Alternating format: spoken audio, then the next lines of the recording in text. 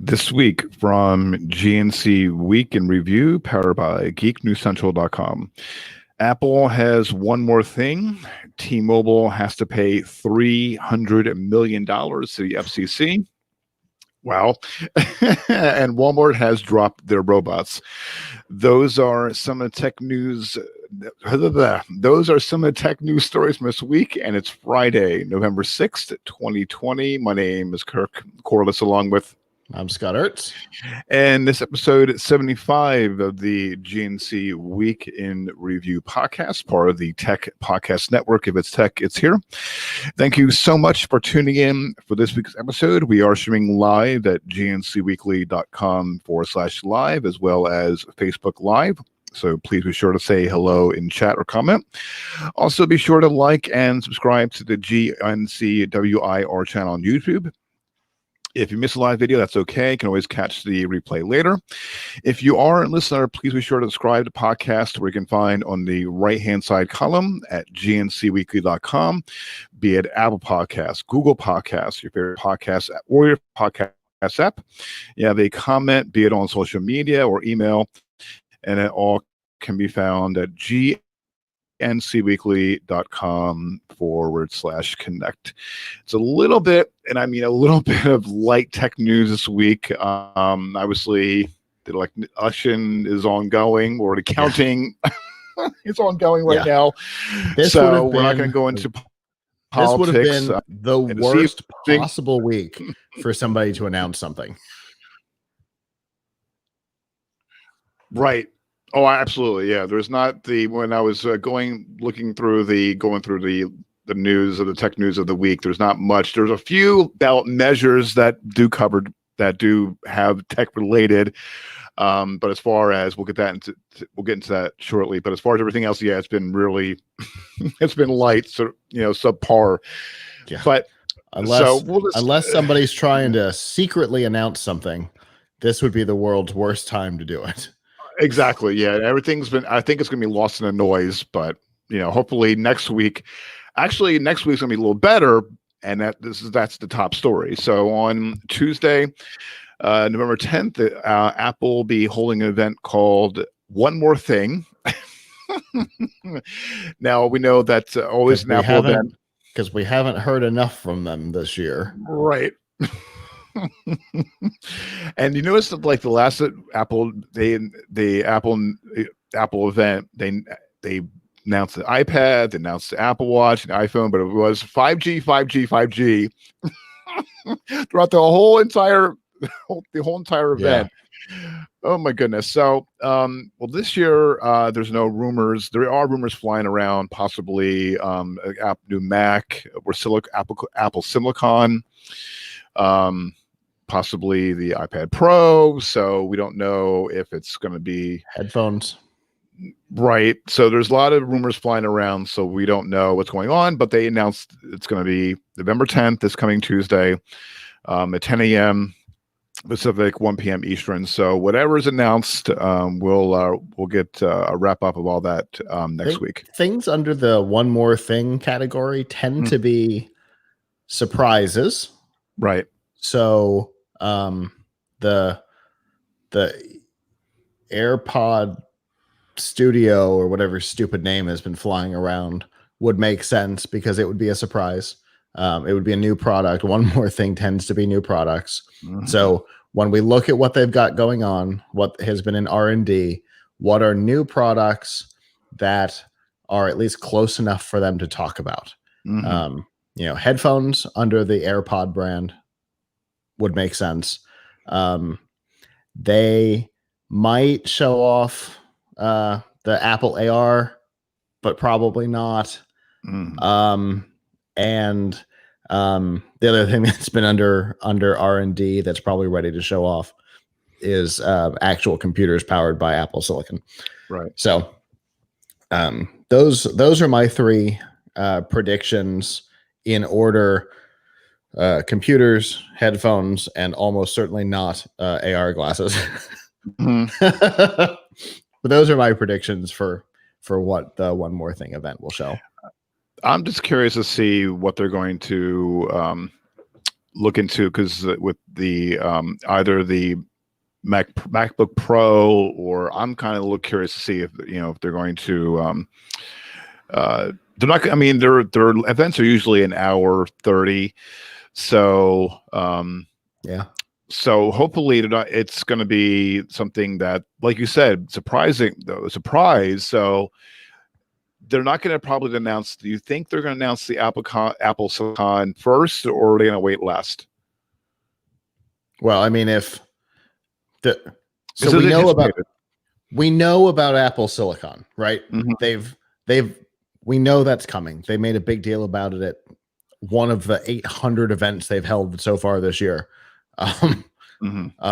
So that's the least surprising of the surprising. Mm-hmm.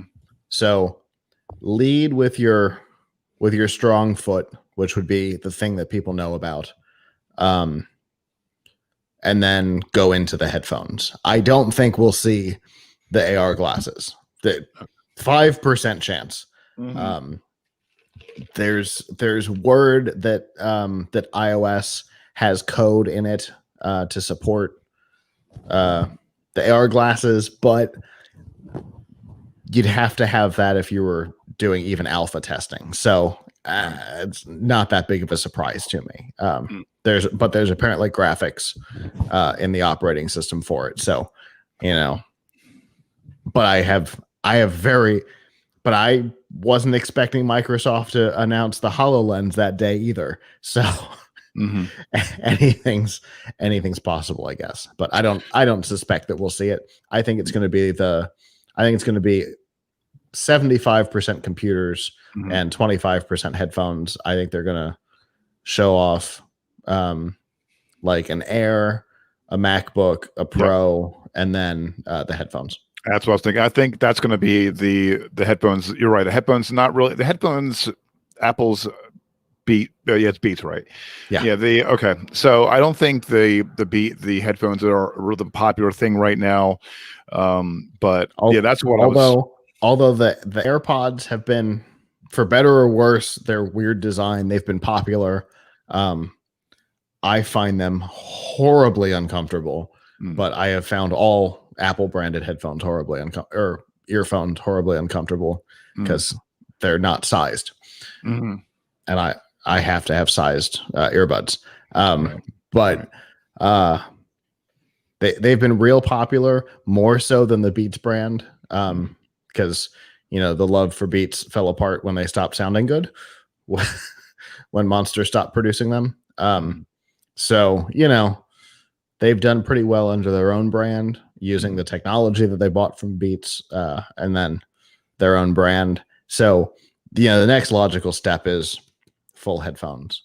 Okay. So it makes sense, right? And if they wait too long, they will separate from the excitement of the AirPods Pros, which is starting to wane. So if you want to milk a franchise, you have to do it while it's still in the public eye. Right. Yeah, we'll see what happens. And again, we'll do a full wrap up next week. Speaking of the iPhone that was announced, there's analyst Ming-Chi Kuo has released a new research note. This is from Mac Rumors, that details the expectations for next year's iPhone lineup, the iPhone 13. According to him, he says the iPhone 13 will come in the same four model sizes as this year's iPhone 12, but some with major improvements to the camera technology. He says that the ultra-wide cameras on the two high-end models will be significantly upgraded to f1 1.8, 6P 6-element lens with autofocus. All the current iPhone 12 models are equipped with f2.4, 5P 5-element lens, ultra-wide cameras with fixed focus. He also says that he also expects going way far ahead to 2022, apparently it's going to be called i14, to be equipped with the same ultra-wide camera with f1.8 6P and autofocus.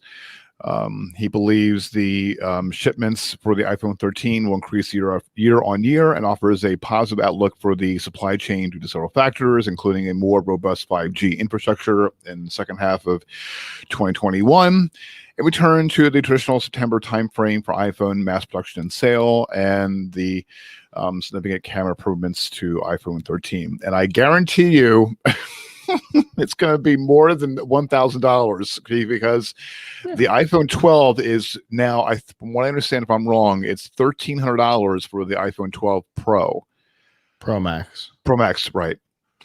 I mean, they're a great camera, they're great phones, but I cannot honestly believe that anyone now in this climate right now, with people not working, a lot of people not working right now, that will spend $1,200 for an iPhone next year. I guarantee with these improvements, I guarantee you, this is my opinion, it's going to be more, it's going to be close to $1,500. In fairness, they have maintained the prices since the Pro line. Obviously, this is the second generation of it, but still, they maintain the price structure this year, even with upgrades, including a physical redesign, which is a pretty big deal. I mean, physical redesign. It looks like an iPhone 5, but right, it's an iPhone 11 screen in an iPhone 5. But still, it's technically a redesign. And they maintain the price structure. I think that they will continue to do that. Personally, I think they have found what they believe to be their sweet spots, with new devices. The Mini being the exception. It's its own special beast, right? But it's starting at $699. They position their entire brand as premium, even the older devices, and they price them as such. They added 5G, they did a physical redesign, and they still maintain the price structure. So I wouldn't be surprised if the prices stayed what they are for at least one more generation. But it is still an expensive. The Pro Max is still an expensive phone. But is it worth, excluding the 5G? Is it worth? Because a lot of other, like, I'm not more. Sorry, I'm getting my own manufacturers mixed up. The Motorola phones have been excellent. There's like the Moto G series. There's a lot of the Motorola phones are reasonably priced. The cameras kind of suck, which that's been panned throughout, but the quality is great. I mean, the Google Pixels are great. I mean, I'm not kissing their butt or anything, but their cameras are great as well. But they're averagely priced between $500 to $800 roughly. But the iPhone is I mean, even with the 5G, is it like, and 5G is not widely available. It's in small pockets of America. That's why I'm questioning the value, not necessarily a camera component and the design per se, but I think to really heavily go all in on 5G when it's not really available. So it's not going to be available for, I don't think, that long, unless I'm missing something. I have always argued that the iPhone is outside of its value. Right. And yet they continue to sell them at a rate that is unbelievable. Right. So obviously I'm wrong. Same here. Because so you and I look at it from, is the device worth that much money? No, of course not. Right. But is the product worth that much money? Obviously it is. Okay. Which is a very different thing. Absolutely. Yeah. I could not imagine spending that kind of money on an iPhone, especially when you take into consideration that the iPhone 11, which is a beast of a device, is $599 right now. And it's a great device. Very little has changed between the 11 and the 12. Right. Even for the $100 price difference between the 11 and the 12. I don't know that you could justify the $100. Right. They should have put the fingerprint reader in the power button like they did with the iPad. Sorry, guys. Y'all screwed up on that one. Because of everything Apple has announced this year, the power button fingerprint reader on the iPad is the biggest announcement. That was genius. And the fact that it's not on every new product, huge mistake. Because that would be enough for a lot of people to buy a new device. I don't think there's enough here. If you've got something in the 11 series, I don't think there's enough here to justify a 12 series. Right. Exactly. And I, to be honest with you, when we were at CES 20 this year, I used the iPhone. I had I bought a prepaid iPhone 6S, and I loved it. It fit well in my hand, and I used that to shoot video and photos for the blog. And I got a 6S around here somewhere. And it was so. It's in a box I know, somewhere, but I knew you did. So why am I? But I loved it. But I love the qualities about it. But I just still to this day, I'm just so curious on to spend that amount of money, but also too, they like with their iPhone event, they incorporated 5G in every single component of their lineup. And I'm like, they're really like, I'm all for 5G. Don't get me wrong. It's great technology, and the speeds but it's not widely available. You're going to spend millions upon millions of dollars of infrastructure putting these up. I don't know. I just kind of like guessing. So the reason why all the devices have it is because they build one chipset. Right. So everybody gets it or nobody gets it. Since they build one chipset. So I understand how that happened. I also think that one way or another Verizon was involved in the cost variance. They were physically part of the presentation. So I think the CEO was in the Steve Jobs Theater, if I remember correctly. He was. Yep. So, I think Verizon probably had a financial interest in the iPhone being 5G across the board. And, in a generation that's less than interesting, being the first one to say the entire generation is 5G is at least something. Right. So. But also, I think also too, that they're using it as a marketing ploy as well. They're really they're really hyping it up. Yeah. Like, and it's not, that's what I mean. That's what I mean. I think when you have a less than exciting device, being able to say, the iPhone 12 series, I think it's a less than exciting generation. It shouldn't be called the iPhone 12. It should absolutely be the iPhone 11s. S. Yep. Because it is incremental. And mildly incremental at that. So I think it should be called the 11S.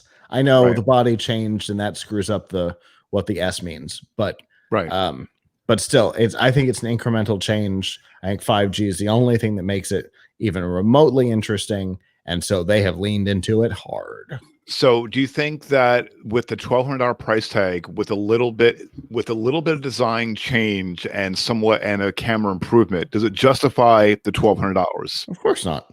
See, now that's my point. Now, if coming from an 11 to a 12, absolutely not. Right. If it's time for you to upgrade your device, maybe, but it is still an 11 in a new body, which is not an exciting with 5G. Neither of those things are exciting enough to me. I know a lot of people are really excited about the iPhone 5 body coming back. And to be honest, I think it's a better design. These have been really hard to hold because they're all round and slippery. So I think it's a better design, but I don't know that the body is enough to justify paying for a phone again. Exactly. Exactly. But if it's time for you to buy and you were thinking about the old device, well, maybe the $100 price difference between last year's model and this year's model is enough to get a significantly better device to hold. Okay, I'm on board with that. Right. But no, if you've got an 11 series, I don't think it's time to switch.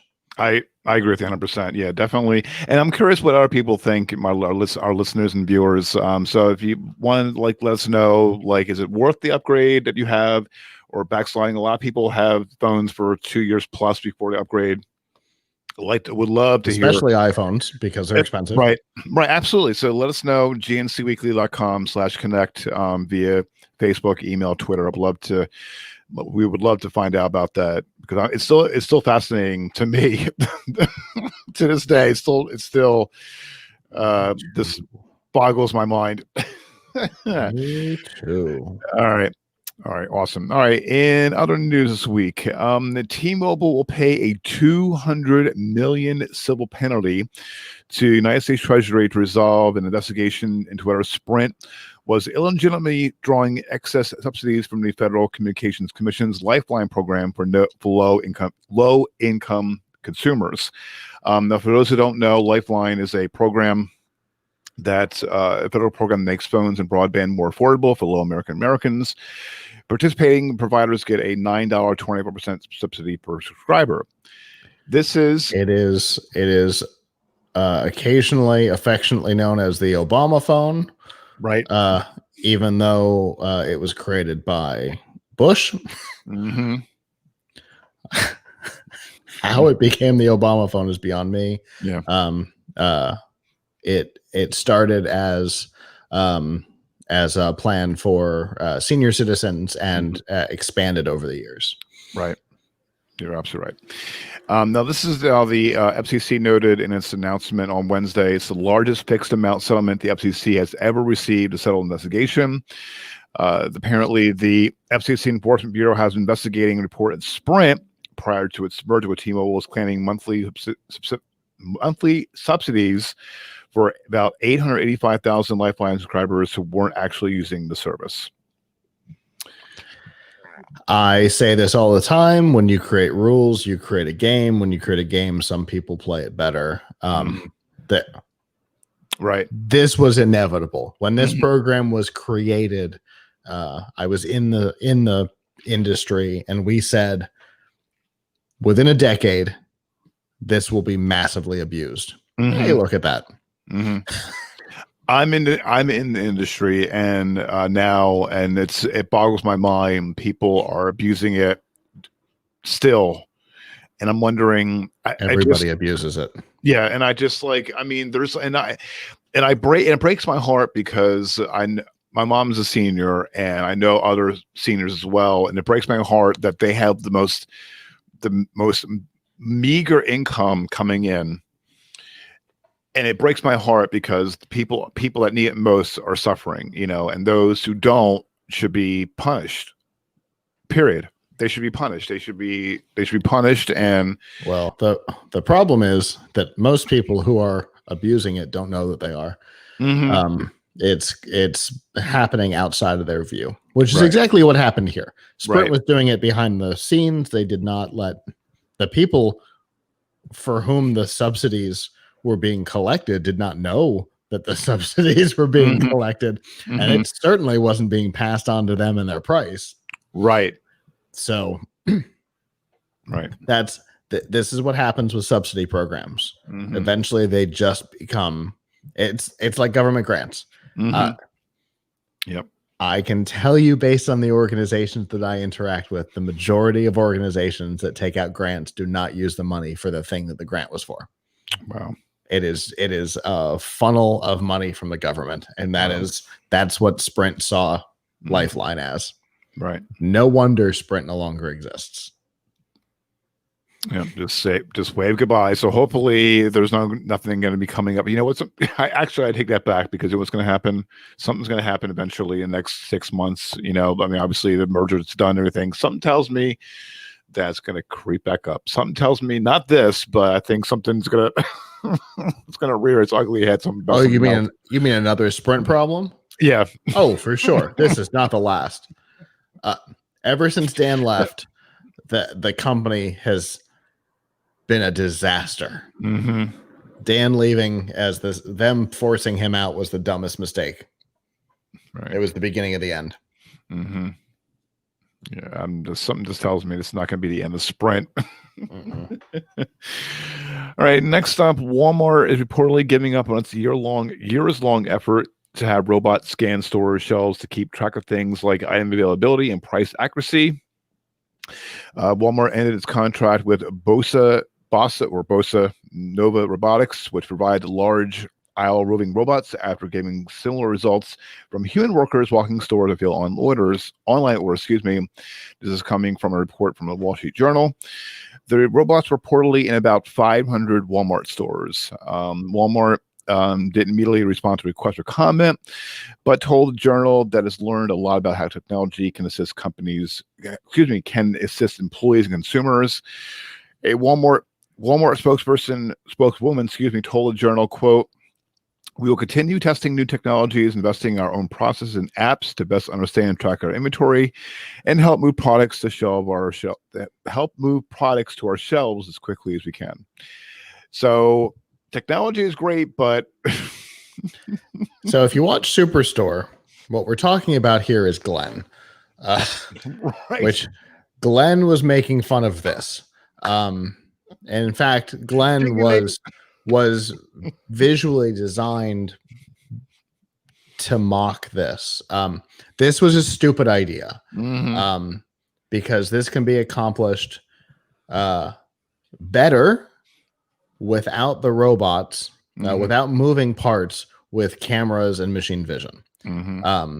So you could install, honest to God, $50 Logitech webcams throughout the store in the right places, and using computer vision, you could determine whether or not inventory was running low on SKUs.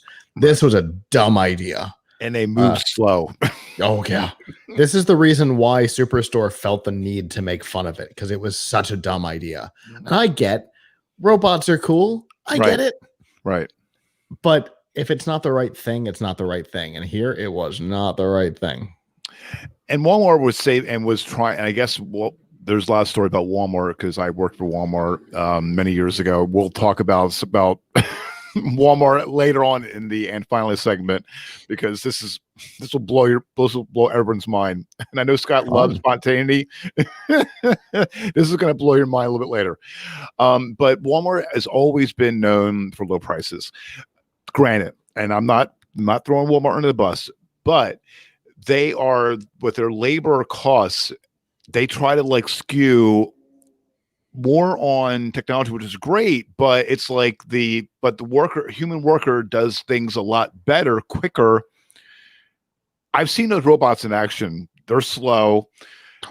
They take up literally the entire aisle, whereas you can have a worker, at least two or three, what have you, on both sides, and do it in half the time. Yeah. So, or you could do it with machine vision and stationary cameras, and not have to have maintenance costs on wheels. Exactly. I mean, as far as their cost is concerned, they could have done things a little differently and still gain what they're looking for at the same time. They were proving a point. Right. This was a political statement. This wasn't. This was less about technology and more about showing that, if places wanted to try and run them out of business with human cost, that there were other options. Right. It obviously did not work. Right. Yep. So yeah, there's better, and like I said, there's better ways of doing this, but the robots were a visual reminder that they were thinking about other things. It's the reason why McDonald's has big kiosks in their lobbies to remind everybody that the employees are easily replaceable. And also, speaking of McDonald's, the McFlurry, checking to see if they're get your McFlurry. Which, by the way, sidebar with that, after the show was done, I don't know if you noticed or not, Scott, over the weekend, but it was on the meet Everywhere. it was everywhere. And they also had it on Twit on Sunday. If you those don't know what Twit is, it's This Week in Tech. It's a tech podcast, on Sunday afternoons at 3:00 or 6 p.m. Excuse me, in the East. He had it at the tail end of his show that Sunday, Mm-hmm. and I'm thinking to myself, okay, so we created this. This podcast is all the stuff that's going on during the week. I created and finally something funny, unique, out of the ordinary. I'm like, you guys suck. My local news stations covered it. See? Obviously, way after we did. Right, obviously. We did it on Friday and they didn't right. they didn't figure it out till Tuesday. But Right. You know what? They had to preempt a thing about how saltwater taffy was made. So, they had to make decisions. Right. I'm like, local news is such a joke. Oh, I know. I'm like, that's why I'm like, what's like funny when you mentioned McDonald's, and I had to bring that up, and for whatever reason, I was gonna DM you the other day, and I just totally forgot. Everything that happens, I'm reminded now. That's fine. But I was like, oh, you guys suck. I mean, so this podcast, it's like, all the news you want to know what's going on in the world of tech, and tech news of the week. Definitely goofy stuff. Especially goofy stuff. Cover goofy stuff. Definitely goofy stuff. Not only goofy stuff, but out of the ordinary stuff. Things they'll make you think like, what? But Bear in a grocery store is a goofy story. I'm sorry. Exactly. That went viral too. I mean, I'm like, I know. Oh my goodness. So, but just definitely, a little bit later on, finally this will really raise eyebrows. Can't wait. Awesome. All right. Speaking of politics, now we're not going to go into politics. We don't know who won as of recording right now at 8:32 p.m. We don't know who won before Christmas. I'm sorry. Right. So whoever wins, if you're listening to this podcast, in the next 6 months, what have you, or even so whoever wins, congratulations to whomever. So congratulations to whomever. So I'm going to get that out of the way. All right. So there's some things that's going on in politics, and that's some things that were ballot measures. Now, for example, there's one in Massachusetts, the passage of question 1, which asked voters to strengthen laws guarantee people are able to repair things they own. In this case, it focuses on cars, preventing manufacturers from locking third-party repair shops and car owners out of advanced telematics data that's increasingly being collected by vehicles via driver assistance tools. iFixit called the legislation, quote, a milestone. According to its founder, Kyle Wines, if I'm mispronouncing his first name, I apologize. He says, quote, this will be the most advanced right to repair law in the world, opening wireless automotive diagnostics and unleashing a world of possible apps. Automakers spent millions opposing the proposal, claiming that third parties wanted to scoop up information, violate privacy, and possibly enable criminal acts. But now an inaccessible but archived page on the automaker-backed Coalition for Safe and Secure Data page says, quote, it will allow these people to access very detailed information, including how, when a person drives. From this information, a third party, such as a sexual predator, could stalk and or harm victims by exploiting insecure transmissions of vehicle information. The Massachusetts Right to Repair Committee has already declared victory as of 9 p.m. This was on Wednesday evening, and said in a statement, quote, the people have spoken by a huge margin in favor of immediately updating right to repair so it applies to today's high-tech cars and trucks. That's good news. Right to repair is important. Mm-hmm. We've been seeing a lot of this bouncing around lately. And here's the thing. I totally agree with the automakers.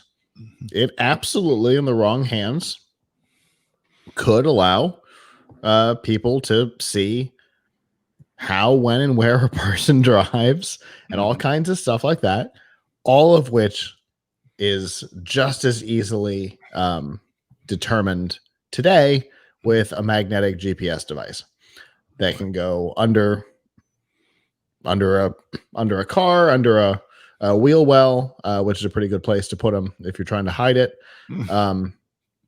Not that I'm trying to give hints on how to No, be no. a little sleazy, but No, no.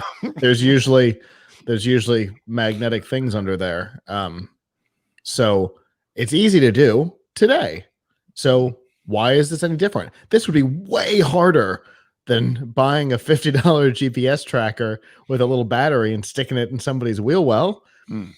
So yeah, could this do that? Sure.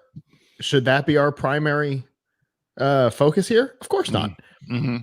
If I own the thing, back off. Right. Now, okay, I understand if you start messing around with something like an Xbox or a PlayStation and they prevent you from playing online.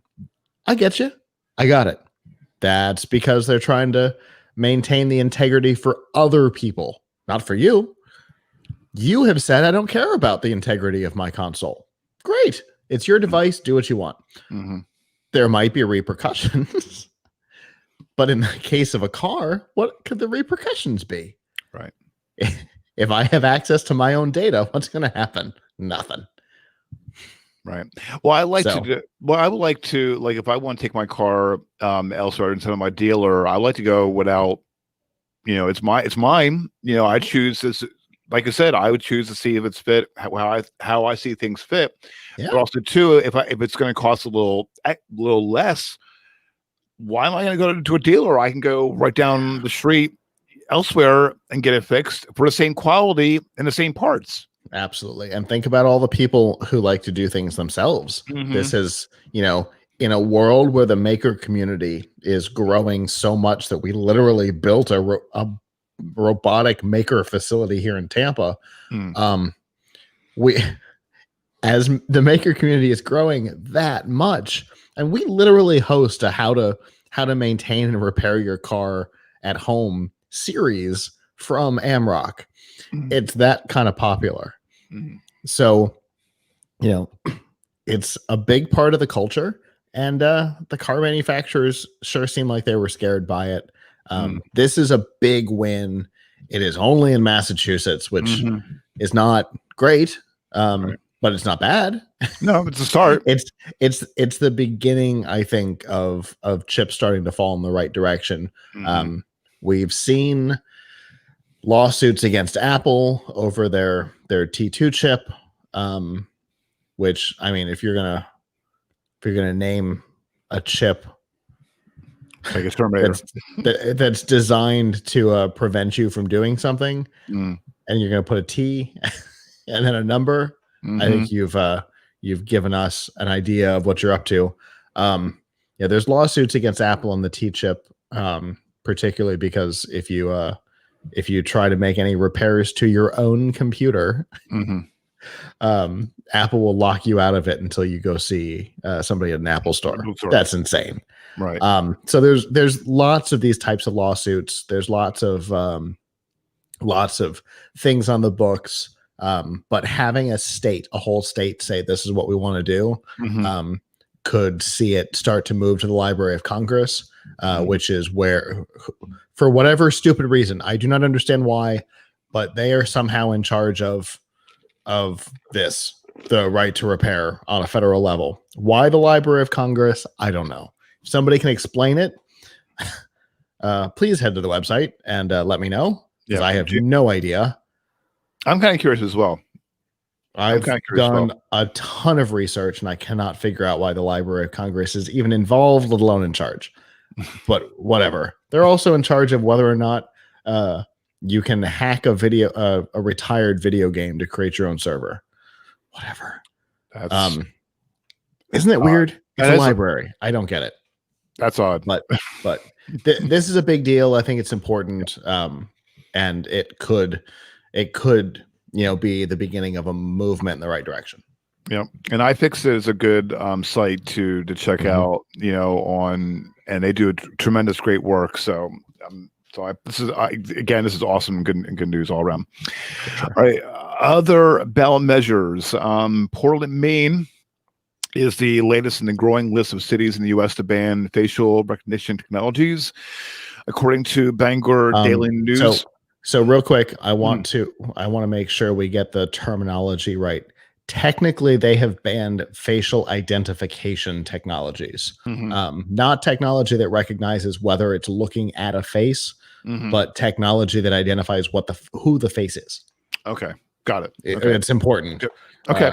Avram and I have decided that we're going to get real hard and firm on those terms. Okay, well, good. So make sure to call me out. So definitely, hopefully this will probably go into your rundown on Sunday.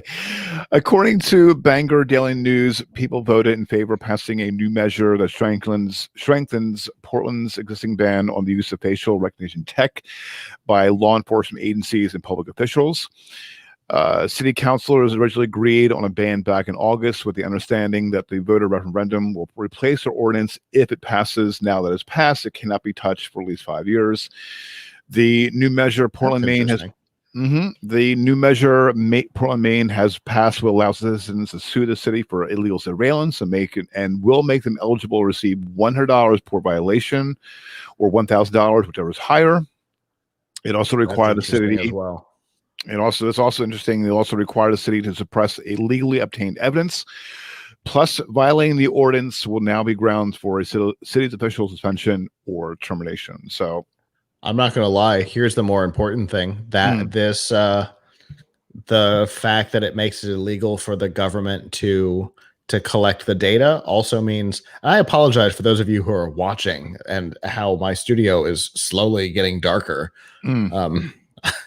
It's like the beginning of a horror film. I apologize. The light turning off. I don't know what's happening.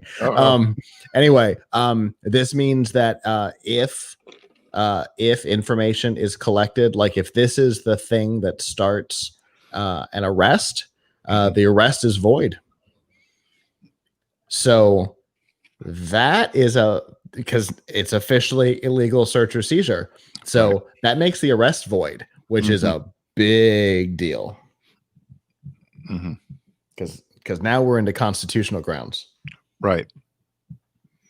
And there's been a lot of talk about this over the past year or two, about facial recognition. If it's like with Nest, they want to I believe it was it Nest or Ring, and this was on Todd's when I was doing the rundown for Todd on yesterday, where Ring is sharing live video going to police vehicles without a warrant. Right. Yeah. It is in their terms of service by installing the device. You give them permission to do it. It is why I do not own a Ring. And I encourage my parents not to install the one that they were. The video is a live feed that is going from I can't remember. It's a Mississippi, or I think it is Mississippi. It's a Mississippi police station. They're doing a test run to obtain live feed in their I think it's their car cameras, I believe. Okay. All right. I was making sure because I was looking back. This is an extension of what has existed for a while. Law enforcement has been able to request access to Ring cameras on a case-by-case basis. Right. This is an extension of that program. Okay. It is a terrible program. Exactly. It is the creepiest possible violation of privacy that I can think of from a private company. It's terrible, and I understand. Right? Wouldn't it be great if they could see what's happening? I get it. Right. You're searching for somebody. A Ring doorbell the Boston bombing. Ring doorbell could have found that kid heading back for that boat way earlier. I get it. But that is my camera and my data, and I did not give you permission. I mean, I did by installing it, and it's in the user agreement. But that's creepy. That's where I was going to say that is the creepy factor, because I honestly, when I got the house I'm in now, there's a camera. Well, it's disconnected on our porch, and it's disconnected. But every once in a while, I'm looking up. I see it's disconnected, but it still freaks me out. I'm like, one of these days, I'm going to take that thing and throw it. Yeah, But I get you, and I'm all for building a security system for yourself. right, I'm even okay with a connected security system, so long as you know what you're getting yourself into. Because right. there are whole sites on the dark web about breaking into IP cameras and watching what's happening in your house, because they're pretty easy to do if you've got a crappy system. So don't get a Right, crappy system. right. But the idea that essentially Amazon created their own personal exploit for law enforcement, nope. Don't Right. like it. Don't like it at all. Especially in this climate now. Yeah. Even more so now in this climate now. For sure. Yep. Yep. All right. And lastly, in the ballot measures in tech, voters in California have passed a measure that will see freelance workers continue to be classified as independent contractors. This is a victory for companies such as Uber and Lyft. It overturns a landmark labor law passed last year that ruled gig economy workers should have employee status and the protections that go with it. The new measure, Proposition 22, is backed by Uber, Lyft, and DoorDash. The shares went up on Uber stock was trading 50% up on its opening price, and Lyft had gained 13%. It was on Wednesday. Their campaign had cost $205 million, making it the most expensive in state history. Some drivers had backed Prop 22, but labor groups opposed it, pointing out the benefits of being classified as employees, including rights to the minimum wage, overtime, expenses, paid sick days and leave, healthcare, and unemployment insurance.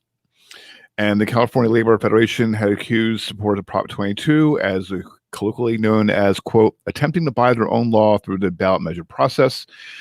Labor groups raised about $20 million to oppose Prop 22, but the far wealthier pro campaign from Uber, Lyft, DoorDash, and Instacart was able to buy TV advertising as well as putting ads in their tax hailing apps. So I knew that this was going to happen, and we talked about gig workers about a month ago, I believe, and this was a no-brainer for Uber and Lyft.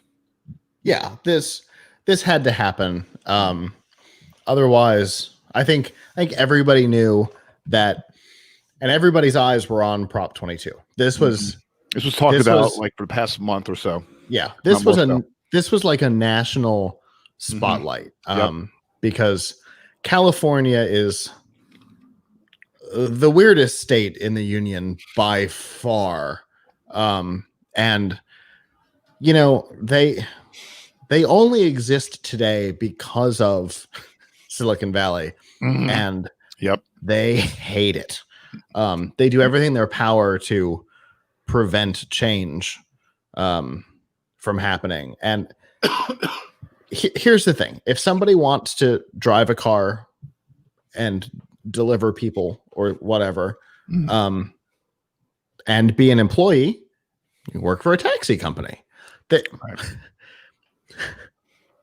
concept exists.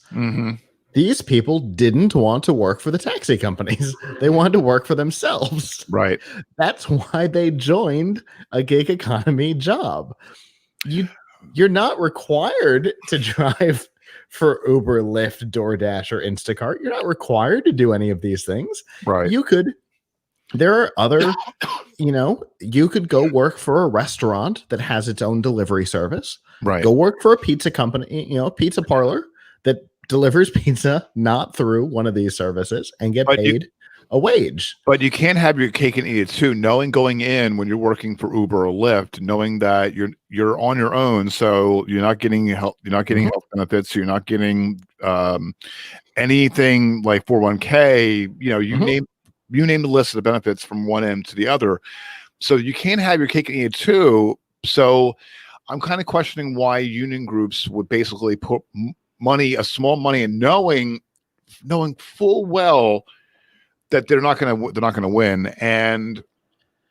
but also going back to the same token, going in what your job is. Like you said, if you want to work for one company, work for that one company, but you have to I guess you have to read even it tells you in terms of service when you download the app. Yeah, you know what you're getting yourself into, and a number of people, I think, got into it thinking that they could change the way the business worked. There was no way that was going to happen. Right. Exactly. Because one of two things was going to happen here. Mhm. Either Prop 22 was going to pass and the stupid law was going to get overturned, Right. or Prop 22 was going to fail.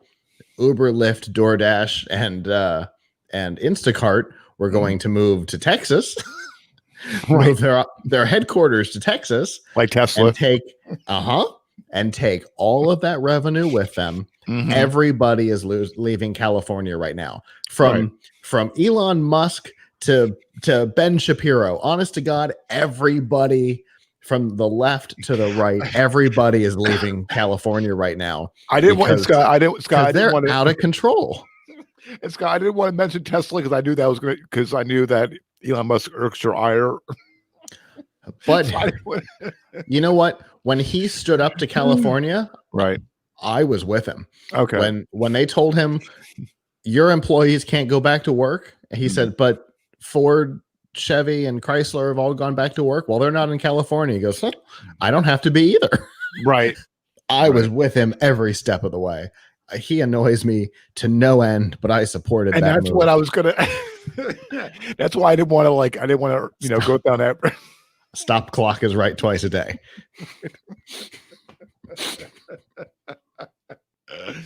Yeah, I didn't want to get you going. It is seriously getting weirdly dark in here.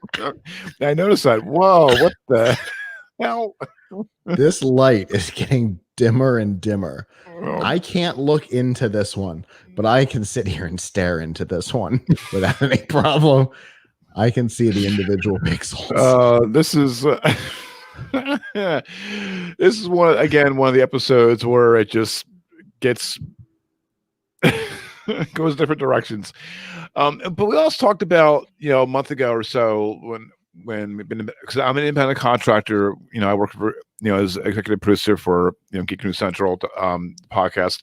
So I knew going in what my job is, and I knew that I'm not going to get benefits. I knew that. In fact, he told me that flat out. I'm like, oh, okay, but it's a job. I'm getting extra money. Sure. So I knew going in. So I'm not going to tell Todd, now after 2 years, or is it 2 years? And I've been 3 years. Yeah. So I'm not going to say, hey, Todd, can I get a raise? I mean, you could ask for a raise, but right. But that's not the same thing, right? Exactly. You can't say, well, I've been doing this for 3 years. You now owe me, overtime and expenses and sick days and healthcare and 401k and the duck Aflac and I couldn't come up with the name of it. No, you're good. I have 2 of the talking ducks up in my office because it was Gilbert Godfrey and he's hysterical. Anyway, he's one of the weirdest comedians ever. Agreed. But if you want to renegotiate the terms of your contract, that's one thing. To say this is no longer a contract, this is now employment, that's different. Right. Because with employment, you have hours, you have responsibilities, there are all kinds of little rules that make you an employee versus a contractor. The fact that with Uber, Lyft, DoorDash, Instacart, and obviously those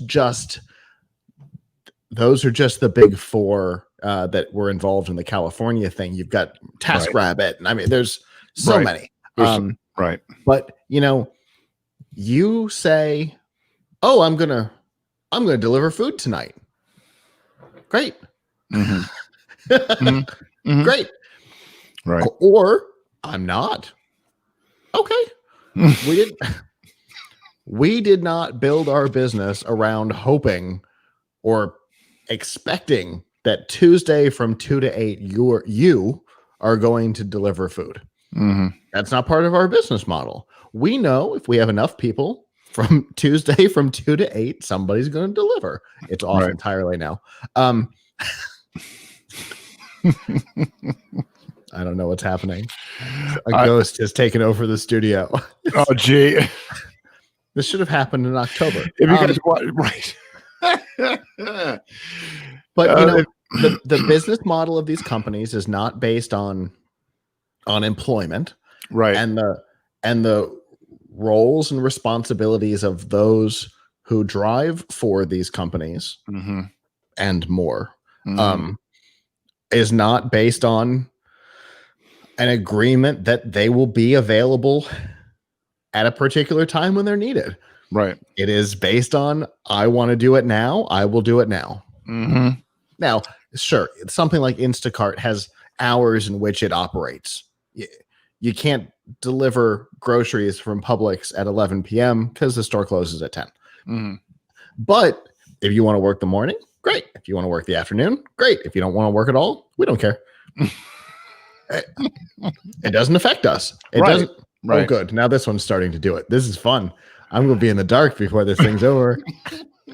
It's getting bright. If you're watching live right now on the video, live right now, Scott's studio, there, I see like the light has darkened on one side. If you're looking on your right hand side screen, it's getting darker on one side, brighter on the other. Well, that's just I'm like, because this one's going off. This one went a whole step down just a minute ago. Okay. This one's about to start going out too. The only light in here is going to be my laptop and the TV in a minute. I have no idea what's happening. All right, we're gonna like I said again, this episode is like wow. All right. I am starting a little over 2 weeks of Roboticon. This is just icing on the cake. This is right. All right, well, we're gonna I had the Yingling Center's power go out one time. This is nothing. Okay. All right. We sat in the dark in the Yingling Center all right, for like 25 minutes. All right, we don't want to get the studio going dark in the next 15, 20 minutes. So let's get all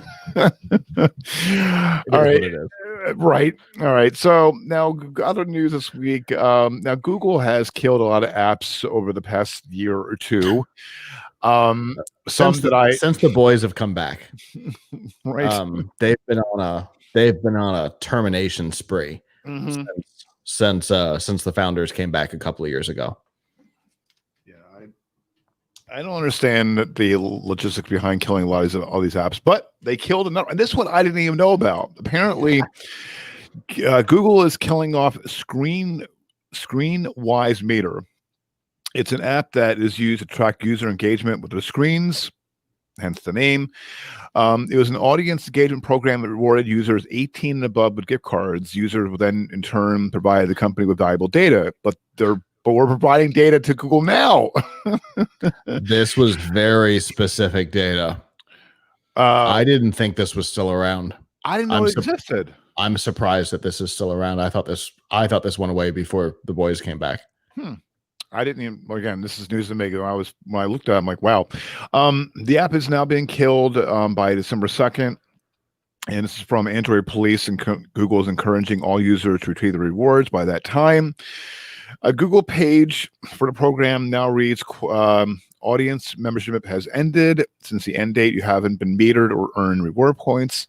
We emailed you to let you know that the audience measurement ended. Please install the ScreenWise Meter app. Again, I didn't know. I mean, I have the Google reward, the survey rewards, and this is very different. No, I know it is. I just didn't know.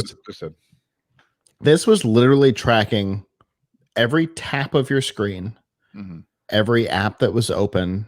It was monitoring, individual app and overall phone data usage, and reporting all that back to Google.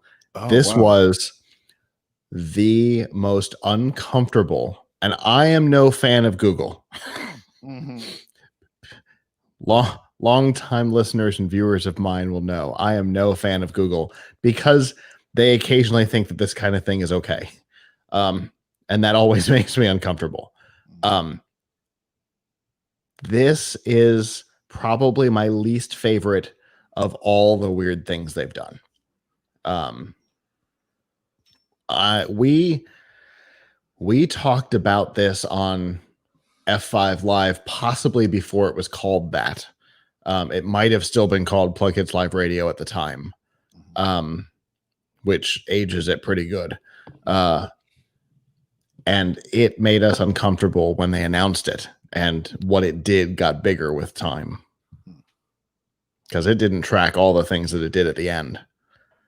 But in the end, who knows what it was doing the last couple of years? I swear to God, I thought they shut this thing down 3 or 4 years ago. Okay. Well, thank God. Good riddance. Okay, because I didn't know creepy software. Right. I didn't even know. Again, A, it existed. B, I didn't know it went really that deep. I mean, of all the apps they killed, shocking to me. Yeah, this one always made me uncomfortable, and I'm glad to see it go. Oh well. They go into your browser, hit. Yeah. Holy. Yeah. Super creepy. Holy crap! Hated the idea. Holy moly! I understand the importance of the data, especially if you're trying to, improve the operating system. And I understand it was opt-in, right? But did it make me uncomfortable? Yeah, that's something that I didn't weren't aware they were going really that deep. I mean, and I imagine if I install this, I imagine there's going to be like a boatload of permissions. Oh no, thank you. No. All right. I also dislike the fact that they named it in Microsoft naming convention, because they had like a whole bunch of Wise type stuff early on. Microsoft changed their naming convention to Sense, I think, because of this app. They started calling it things like battery sense and storage sense and stuff like that. I think because of this app, they wanted to distance themselves from it, and I don't blame them. I don't blame either. All right. And do you need help with your tech this week over on AndroidCentral.com, the best unlock phones on Amazon for every budget. They have the best Samsung Galaxy Note 20 Ultra, best under $800, the Samsung Galaxy S20 FE, which I think is a really crappy name. Best under $400. It was the fan edition. Oh, right. That's what the FE is. It's the fan edition. It's still a crappy name. It's a stupid name. Fan edition FE. Pass. Best under $400, the Google Pixel 4a. Best under $300, I talked about earlier, Moto G Power. Best under $200. Now we're really getting to the the bottom of the barrel. I'm not gonna lie. The Nokia 5.3 and the Nokia 2.4 have both been highly rated, way outside of their price range. Really? Huh. Yes. Yeah. They are way better than their price suggests. It's just like the TCL phones. Okay. Their price is hiding important information. Got it. All right. And over on the verge.com, 8 uses for your old smartphone. So if you have a smartphone that's been sitting around for 2 or 3 years or more, it's a lot of Windows phones in that stack. Yeah. OMG. And there's a I have that top one. I have that bottom one. All right, let's see. What can we do with my old Windows phones other than battery test? Keep a spare phone, an extra remote. Use it as a game platform. I don't think you use it for Windows, but set up a webcam, an old school media device. So this is from The Verge, so hit this writer. I don't know what he's thinking, but the webcam's a great example, a great thing to do. No, absolutely, yeah, for sure. In fact, for our Roboticon thing tonight, Marissa was using a phone as a webcam. Oh, okay, cool. Yeah, that's a good idea to have. I agree 100%. Doing Standalone media device is another great idea. Mm-hmm. That's basically what some of mine are used for. Mm-hmm. Donate to charity. Take it apart. Right. Yeah. Take it apart. Yeah, and that brings us back to iFixit. iFixit, right. Okay. Because they have guides on how to do that for a lot of phones. Very and step by step to do it. All right. Over on makeuse.com, 5 ways to check if your Android device is hacked. A great idea. Either poor battery life or extreme battery usage. Especially from a no name. Mm-hmm. From an unknown source. Right. That's usually a good sign. Mm-hmm. Also, check for random unwanted app installs. That's also good. Definitely. New apps you don't know where it came from. Mm-hmm. Right. Oh, speaking of apps, I'll talk about that a little bit later. About that because you were mentioning about the Yahoo phone. I wanted to let you know about something. I found out something about it. Okay.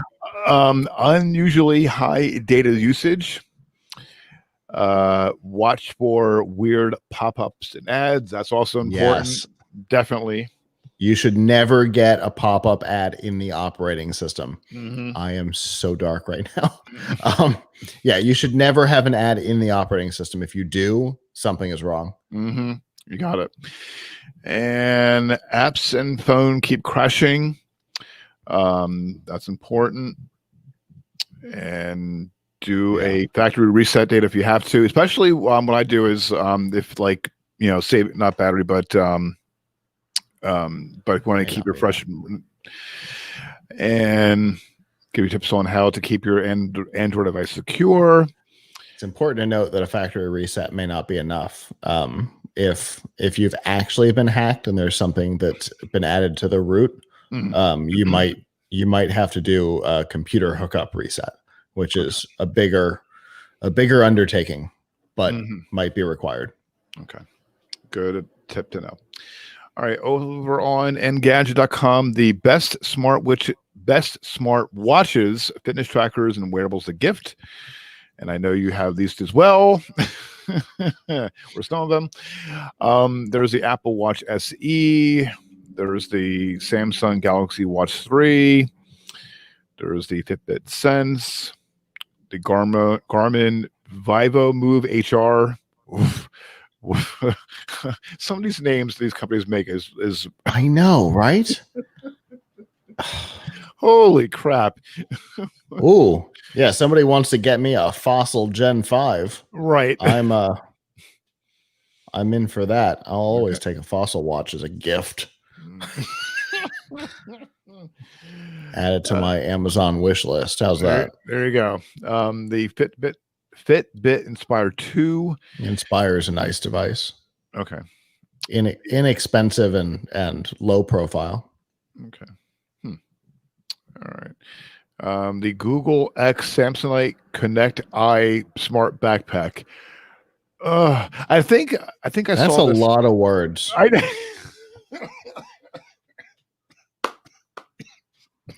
I like that it's actually Connect-I, which suggests that you would pronounce it Connecty. Again, some of these names is like mind-boggling. What the hell is it? It's a backpack. Let's blow it up. Why is it a $200 backpack? I'm going to investigate this. Yeah, I don't understand why there would be a $200 backpack. Yeah, that's. I mean, it's Samsonite. I get that. Oh, you can get 50% off if you click that link. Yeah. No, we're not going to go to that site. All right. So, all right, no, if you're legitimately interested in the thing, I just clicked on the link and Samsonite offered me 50% off. That's not bad. Well, let's take a look and see let's see here. It connects with a wearer's smartphone, making moving around the city streets easier than ever. This bag allows users to perform actions and receive alerts while on the go. So far, they haven't told me what this bag does. These abilities and alerts include tasks related to audio, such as play, pause, next track, and what's playing. and communication, including receiving phone calls and texts through the backpack. What? Oh, one of the shoulder straps has things in it. All right. This is a goofy product. Moving on. Moving on. It looked goofy. I needed to know how goofy. All right. So we'll have the rest of the list from Engadget over in the show notes. There's a generation 3 of the Snap spectacles. Jesus.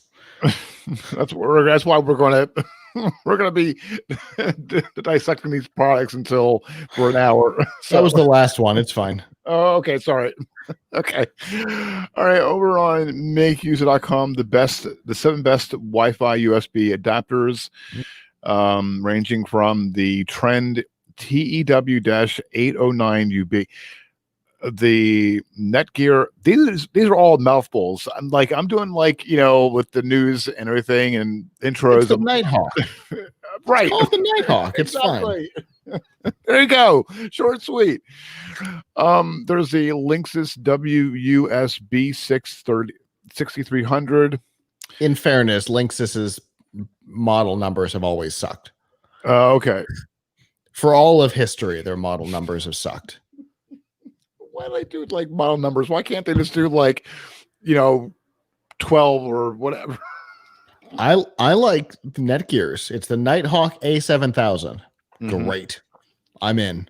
Right. The Nighthawk, in fairness, the Nighthawk is probably the best Wi-Fi product on the market right now for consumers. Okay.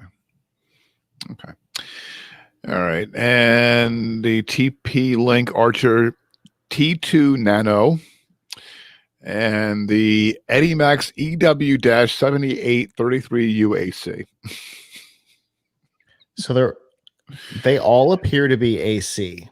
None of them appear to be Wi-Fi 6. No, they're not. So right. Important to note, all of their picks are not modern. They're all last generation. Right. And this is from the list from makeuser.com. So your mileage may vary. All right. And finally, do you need help with your tech? 6 apps that help you stick to a budget. This is from theverge.com. There's Bucksfur. I like that dashboard. Yeah. Looks like it's easy to put your mind around. And there's Credit Karma. I use it, but a lot of people I spoke with, a lot of people that are in the credit company space don't really trust it. And supposedly information is not really reliable. So yeah, they're dealing with public information, which is not always totally accurate. So right. I can understand why. There are other services, but they're paid for. For big information. But right. if your bank gives you access to them, use them. Right. My bank does. Oh, okay. All right. There's Digit and Google Sheets. All right. Speaking of Google, I don't know why we use Google Sheets, but there's Mint. I used Mint before. I like Mint. It's pretty decent. Apparently, Intuit bought them. It's in their logo now. I didn't know that. And you need a budget or YNAB. That used to be a bank in New Jersey, Yardville National Bank. I thought that when I saw that, I'm thinking, I was like, did they open up put up an app? I was like, no, it's a different app. But I guess this is more like TCBY. Right. Right. And that's it. Yeah. Okay. All right. And finally, we get to do our and finally with me almost entirely in the dark. This is fun. All right. This is, if you're watching live video, this episode is going to be one for the record books again. All right. And finally, this is something where I'm going to talk about in a second because it's bananas in some other ways. GameStop has held an annual conference for employees, and this year's event includes a TikTok challenge where you make the best dance video, and your store can win the privilege of letting employees work for extra hours during Black Friday. The contest, spotted by the Gamer, has been pulled from their GameStop's website after promotion received media attention and plus inquiries. GameStop did not respond to Verge's request for comment or clarification. For the contest, GameStop asked employees to upload a video to TikTok showing them dancing to a brief song. The contest meant for store leaders, and the company encouraged them to help get other employees to help. The page reads, "Be creative, rope in your team, and have fun with it." Rope in your team. That was a mistake. Exactly. And this is better. GameStop wanted teams to record themselves with song and dance that was already blowing up on TikTok, the one they picked. The Red Wine Challenge has more than 32.3 million views. And apparently there are supposed to be other prizes, including 2 Amazon Echo devices, a $100 Visa gift card, an additional 10 labor hours for use during the week of Black Friday. So, oh my God, that would help. That would help a GameStop so much. 10 additional labor hours during Black Friday week. Oh, so oh my God. Every store manager would, they would embarrass themselves on TikTok for that. So so here's the thing. People that go out on Black Friday, and do shopping are nuts. Especially this year. Right. But also too, and as I was bringing back about Walmart, I used to work for Walmart many years. Walmart, I don't know that anyone would want to work Black Friday. I wouldn't want to work. I mean, great, it's extra money, but it is like, I worked in retail for many, many, many, many years. I would not even stoop to do a video, embarrass myself on TikTok. And let me show you, I'm going to pull up this 10-second clip, and I'm not going to play the video or the audio because I don't think it's going to work. But let me see. Hang on. Oh, there we go. Go back here. Okay. And that's the Macarena. Right, but insert Red Wine, that song. Oh. Well, that's more than the Macarena. Okay, well, that was something. Here's the thing. As a retail manager for an electronics store, especially a small one, 10 extra labor hours for the week is a game changer. Okay. Because having worked Radio Shack for a decade, I can tell you, and you know, they're about the same store, right? Radio Shack was owned by Tandy. Tandy created EB Games, which eventually became the majority of GameStop. So they're literally the same general store. About the same number of employees, about the same number, about the same amount of volume, give or take, per square foot. To have the ability to schedule everybody 2 extra hours during the week. Yeah.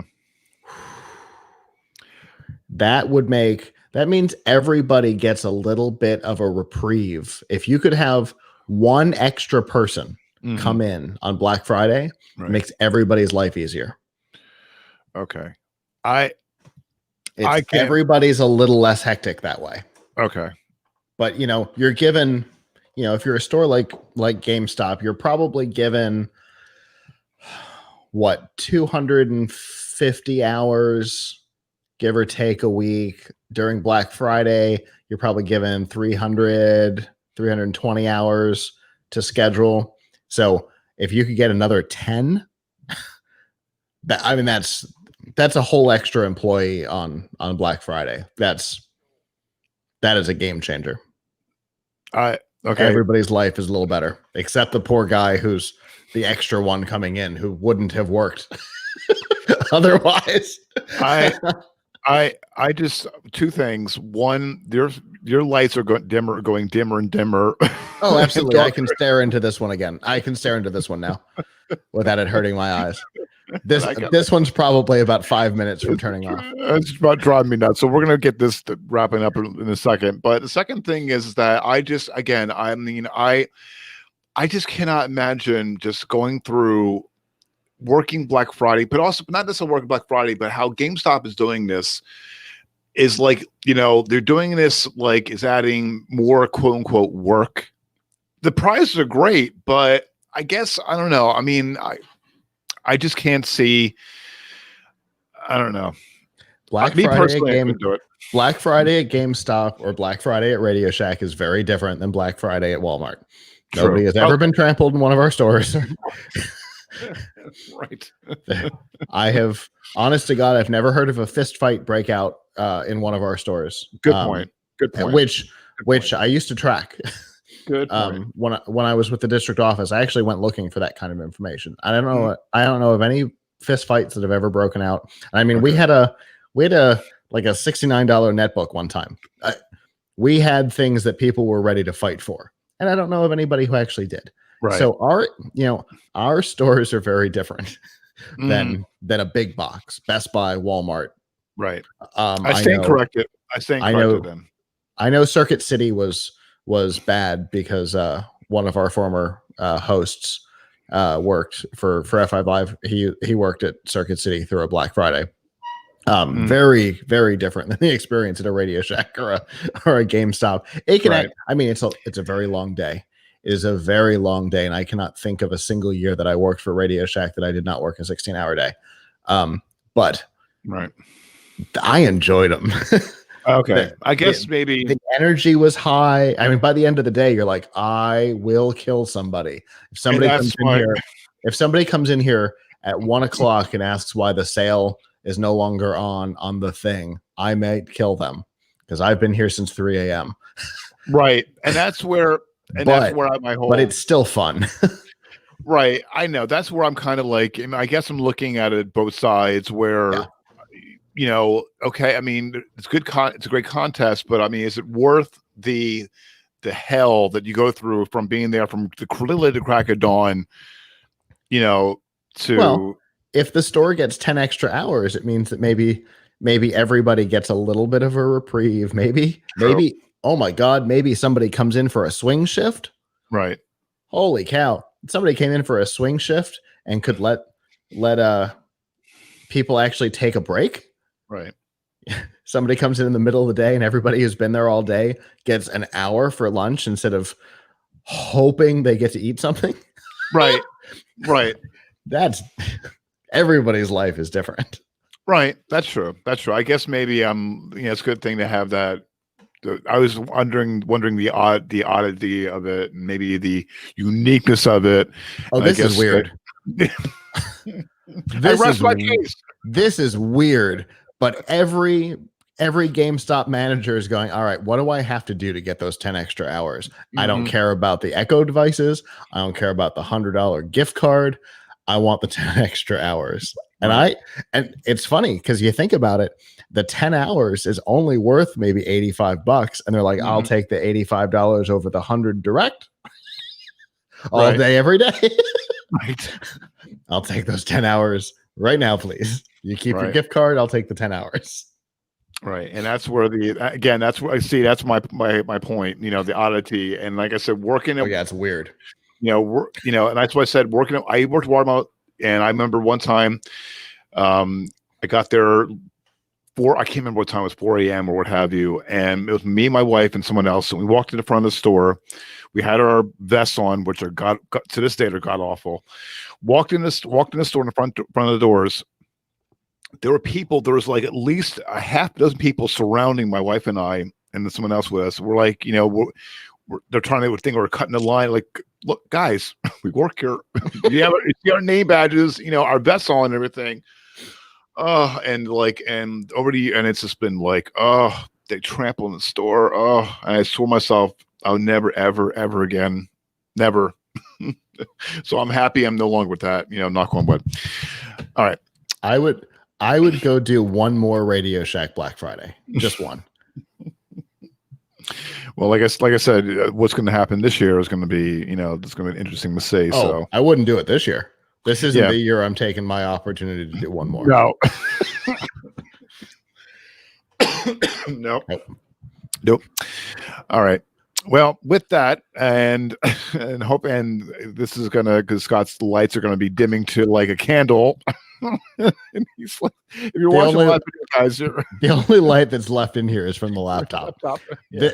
This thing's not producing enough for you to know. Yeah.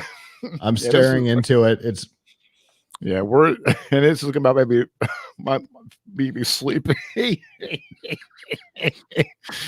All right, so with that is the tech news for this week, for Friday, November 6, 2020. Thank you so much for tuning in for this week's episode on live. If you're watching, you got a treat. There you go. Show notes from this episode can be found at gncweekly.com. Also, be sure to check out the latest tech news and commentary from geeknewscentral.com. And be sure to tune in Mondays and Thursday evenings at geeknewscentral.com/live for the Geek News Central podcast. And then be sure to watch and tune in at gncweekly.com/live Friday evenings, 8 p.m. Hopefully next week, Scott's studio lights will be bright Eastern time. So please be sure to like and subscribe to the GNC WIR channel on YouTube. Also, please make sure to click on the bell and select always notifications so you will not miss the next episode, especially times like this when God knows what's going to happen on the live video. Or you have no idea if you're just listening. Exactly. If you just come on. I mean, we've been giving you play-by-play like the NFL, but and color commentary. Yeah, you don't get to watch the weirdness as like I keep thinking about the Star Trek Voyager episode with the people who were hooked up to the computer, and as they got pulled off, it got darker and darker. The clowns like disappeared. That's how I feel. Like I feel like I'm one of the clowns and the lights are turning off around me. Anyway, if you've not seen the episode, that sounded weird. Go ahead. Yep, go ahead.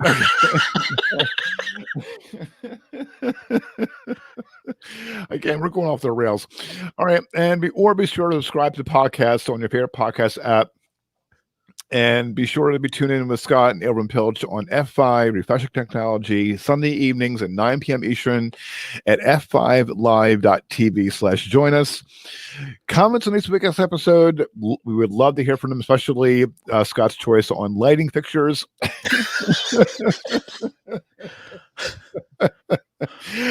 Head on over to gncweekly.com/connect, and you can connect with us via email, Twitter, or Facebook.